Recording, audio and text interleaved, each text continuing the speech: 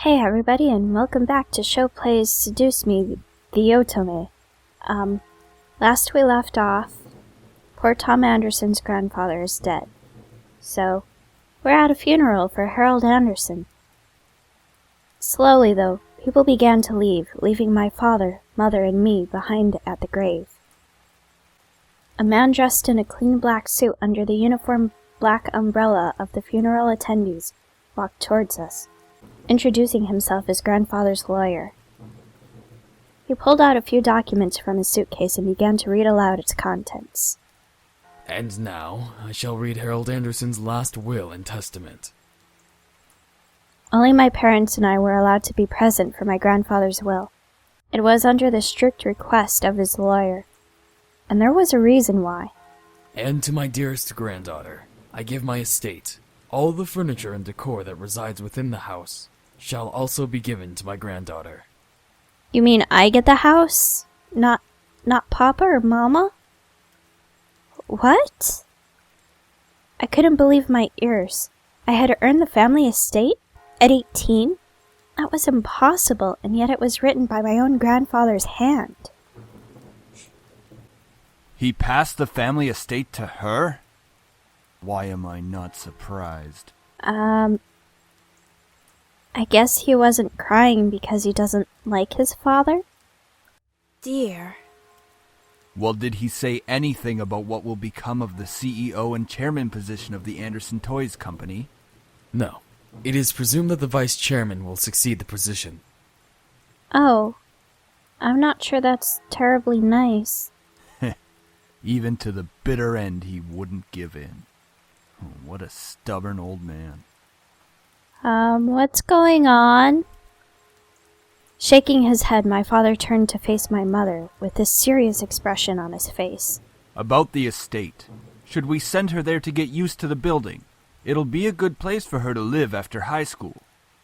Are you sure we should? Yes. Let me live by myself. Why not? This would be a good experience for her. I mean, you're all emotional and garbage right now, but yes. Honey, what do you think?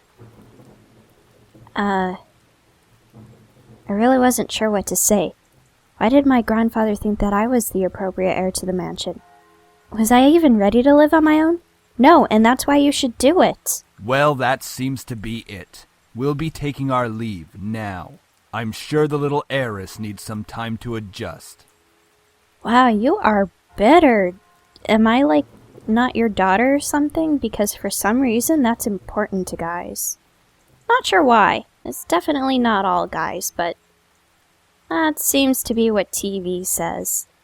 David! Even though she raised her voice, my dad wordlessly began walking back to the car, disinterested. Not disinterested. Bitter. He's bitter right now. Don't mind him, honey. I think that your grandfather's passing really affected him. Why don't we get back home for now? Okay. Do you have peanut butter in your mouth? You could go ahead to the car, Mom. I think I need some time alone with Grandpa. Oh, of course. Take all the time you need. Can I have a candy? I'm really sad right now.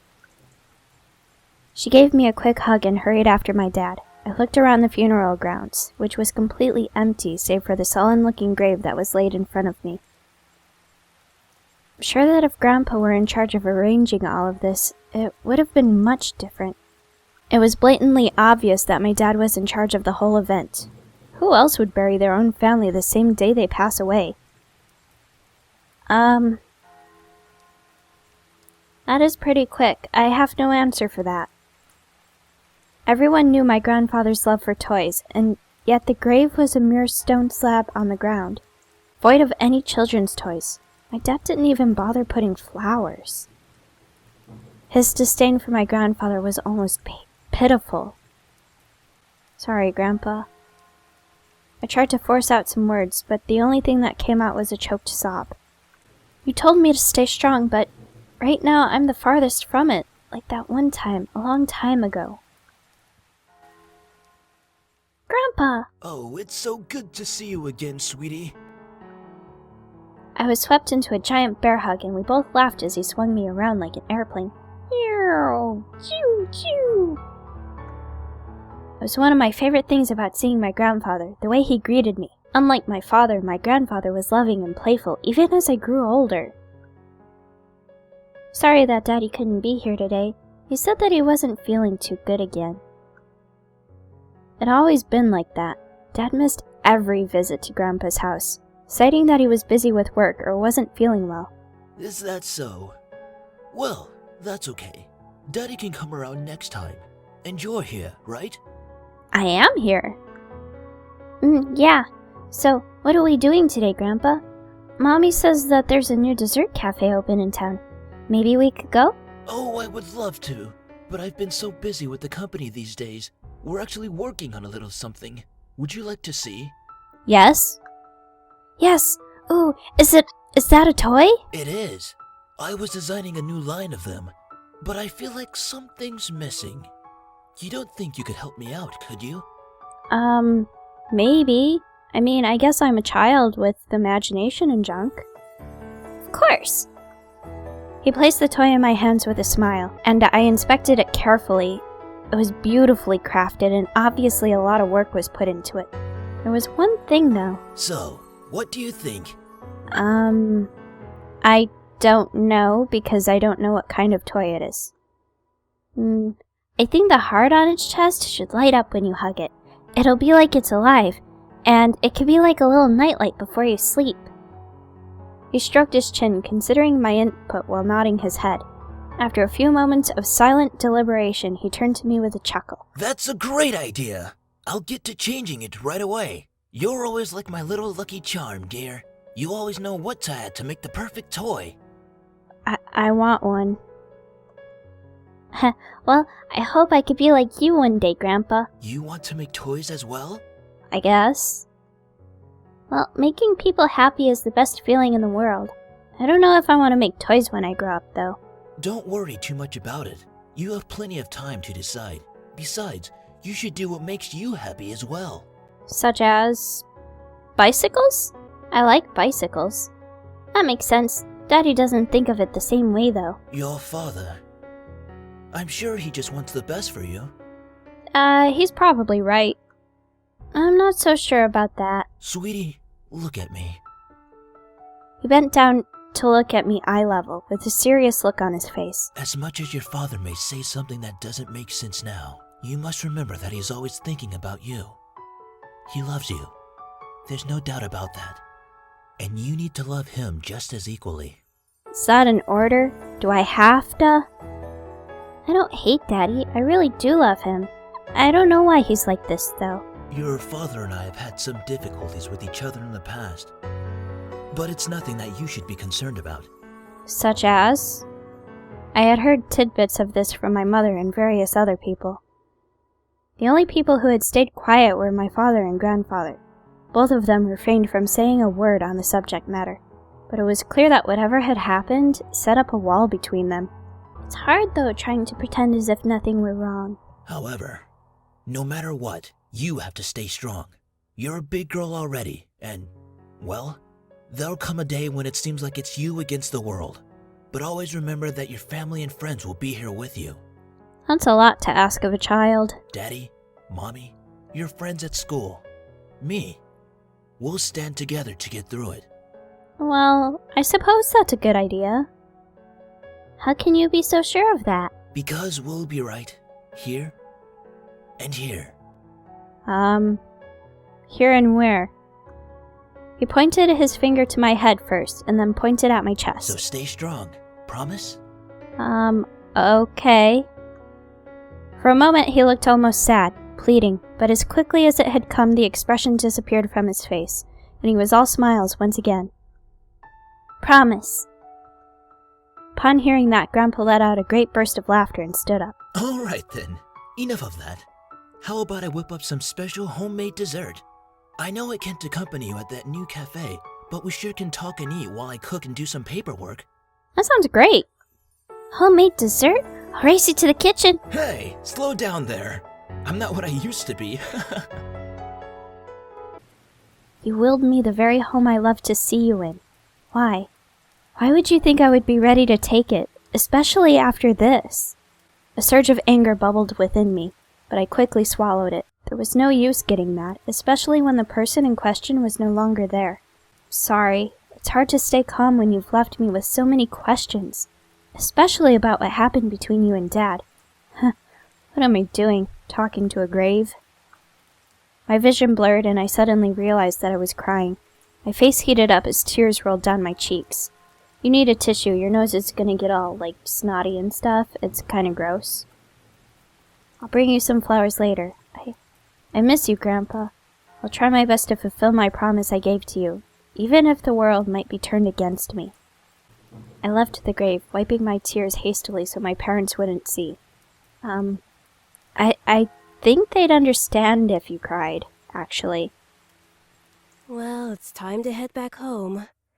I'll cook up your favorite lasagna when we get home, okay? That's gonna take a long time. Lasagna takes forever. But okay. Thanks, Mom. However, my dad didn't speak the entire drive home. I wanted to talk to him, but after his moment at the funeral, I wasn't sure if that was a good idea. It's about time we took off those dreary black clothes. Jeez, so fast. Gathering my courage, I decided then that it was time to talk. Dad, could I ask you something? Go ahead. Why do you want me to move into the estate so soon? I thought I made that rather clear. The college near your grandfather's house is well known for its business program. You are planning to major in business, yes? I don't know. Right after you graduate from high school, you'll just live there and can easily commute to and from school. It's a perfect fit for you. I mean, that's logical, and I thank you for your logic, but you're really angry right now, and maybe you should take a nap first. But it's so sudden. You just decided so quickly right after the funeral. Don't be so sensitive. If you're like that in the real world, you'll be crushed. Dude, you're allowed to have emotions. God, your dad just died. I'm just saying that maybe we could talk a bit more about my future. In reply, my father rubbed his temples and sighed quietly. After you graduate from college, you'll work at Anderson Family Toys. I have connections since I am part of the board of directors, so you will be guaranteed a spot. That is what we talked about before, yes? I don't know, I just stepped into this person, recently? So I don't know the history. But what if... Stop mumbling! But what if I don't want to work there? Don't be silly. It's the family company. Our company. I'm not just going to hand it over to some incompetent vice chairman. What if he is competent, though? He came closer to me and his face softened. Look, this is all for the best, okay? You may not know it right now, but you will appreciate it later. I think he's right. I mean, a guaranteed job like that, that's pretty amazing. For some reason, when I heard him say that, something snapped in me. I wasn't exactly sure what it was, but it made me feel so angry. Do you even care that grandfather passed away? Of course I do. You don't act like it. Well, everything seems fine and dandy to you. Things couldn't be better. Excuse me? I don't like your tone, young lady. And I don't like your tone, Mr. Anderson. It's like nothing even happened at all. Like you just ignored the fact that he's no longer here. Do not raise your voice at me. I'll raise my voice if I want to. What did he ever do to you to deserve this? My father, his face hardened, crossed his arms and erupted in angry laughter. Ha! You sure place him upon a pedestal, like he's some kind of venerated god or something. It makes me sick. Well, if I knew what happened, then I could have some context here and maybe sympathize a little bit, but you're giving me nothing to work with. Is that it? Are you happy seeing grandfather dead? While everyone was grieving, were you holding yourself back from laughing in everyone's faces? Do you feel just a bit happier seeing him lie in the graveyard? A flash of rage crossed his face, and he whipped the back of his hand across my cheek. You don't know anything! Running your mouth like somehow you know everything that went on, when you're just a little girl that doesn't know how to keep her mouth shut! Dude, that's like abuse? That's no good. You did not know my father! You did not know what he was capable of! If you would tell me, then I would know. Is everything all right? What happened? No, and I don't feel like lasagna anymore. I'm going to my room. Nothing. I'm not hungry. I think I'll just go upstairs. Wow. Honey, wait! I quickly turned and ran up the stairs to my room, slamming the door behind me. My breath came in short pants, and for a while I just leaned against the door to my bedroom, eventually sliding down to sit against it. Do you not have a lock? I'd have locked it. How did things become like this? My cheeks still throbbed, and I tentatively stood up and looked at the mirror to see how it looked. Hopefully it doesn't bruise. Huh. What am I saying? Tears formed in the corner of my eyes, but I blinked them back rapidly. I couldn't cry for the second time today. I had to be stronger than that. Crying is not about strength. It's sort of like it's about relief. If you cry, you get the cries out, and then you can be okay. Are you all right? Your father told me nothing happened, but you know your father. Why did you marry that guy? He just slapped your daughter. I'm fine. I just lost my appetite. The lasagna's done, though, and I don't want you skipping any meals. Are you sure? What's wrong with skipping meals? I mean, don't skip a whole day or anything, but what's wrong with skipping one meal sometimes? Yeah, don't worry about me, Mom. I'll come downstairs later to eat. You're not telling me the whole story. Well, duh. I just don't want to eat right now. Please, dear. Tell me what's going on. I wish you would tell me why you're being like this. I wish I could tell you, Virtual Mother, but I'm not sure you'd understand. And I really don't want to get you wrapped up in the middle of this. I wanted to tell her. A part of me was screaming to tell her what Dad had done. At the same time, I knew she couldn't fix anything. Besides, I was moving out regardless. I remained silent, letting the event remain in the past. Well, I'll leave your food on the table if you want to eat it later. On the table? You mean like where flies could fly in and touch it? Why don't you wrap it and put it in the fridge, please? Finally, my mom left me alone. It was strange to think that she was only a few inches away from me, only separated by a single wooden door. I really didn't know what to do. I needed to do something. Anything to get my mind off of what just happened. Anything would be better than thinking any more about the pain still radiating from my cheek. I was going to move into my grandfather's house tomorrow. Wow, that is so soon. He just died. He just died. I should probably pack my stuff so I would be prepared for tomorrow. Yeah, that was a good idea. I should start packing. I opened the closet, rummaging around for a while before I finally found 2 large bags. Pulling them out onto the floor of my room, I then began to empty my drawers and cabinets so that I could bring all my things with me. All your things are going to fit into 2 bags? I didn't have much to bring, other than just the clothes and some toiletries. It was kind of bizarre that I didn't have many personal belongings. I agree. That is bizarre. It wasn't like my luggage was completely devoid of them, but I certainly didn't have many things in my room that I would miss if I just suddenly left the house. I shook my head to rid myself of those thoughts. If it were going to be my new home, it would have to feel like it. One way or another, I was going to make it a home. Just as I was packing my things, my cell phone began ringing and vibrating in my pocket. I slid my phone out of my pocket and answered it while slowly easing myself onto my bed. Who could possibly be calling? Hey Anderson, you there? No? Is everything alright? We were worried about you, so we decided to call. Thanks, guys. Hello? I'm really glad you guys called. My voice managed to come out, though it was only a whisper. What happened? Are you okay? No. Well, I slowly began to tell them about the funeral that afternoon. A small silence followed when I was done recounting what happened, and to my relief, Peebles finally spoke up. I can't begin to imagine how you must be feeling right now. I'm so sorry. Do you want us to come over right now? I don't think that would be a good idea. No, it's okay. My dad isn't in a good mood, so could we just keep talking on the phone like this? Of course! We'd stay on the phone until the crack of dawn, right, Suzu? You guys. Yeah, we're always here if you need us. After all, we wouldn't be the awesome triple threat trio without you, right? I suppose that's true. You'd just be a double threat duo. Heh, yeah. Triple threat trio? That sounds like the name of a gang. Maybe we are a gang.